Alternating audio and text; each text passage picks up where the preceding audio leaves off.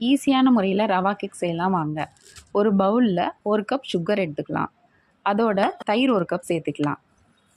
நல்லா மிக்ஸ் பண்ணிவிட்டு oil 1 cup சேர்த்து நல்லா மிக்ஸ் பண்ணிக்கலாம்.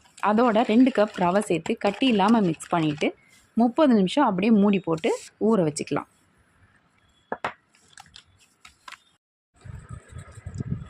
½ அன் ஹவர் கழித்து maida 1/2 cup, baking soda 1/4 spoon, Milkmaid 2 spoon, பால் 1 கப்பு சேர்த்து நல்லா கலக்கி அடிக்கனமான ஒரு பாத்திரத்தில் தண்ணி வச்சு அதுக்கு மேலே ஒரு ஸ்டாண்டு வச்சுட்டு இன்னொரு பாத்திரத்தில் நெய் தடவி இந்த மிக்சர் இதில் கொட்டி விட்டுட்டு நல்லா மூடி போட்டு 15 நிமிஷம் வெயிட் பண்ணுவோம்.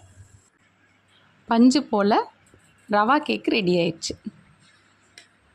வாங்க சாப்பிட்லாம்.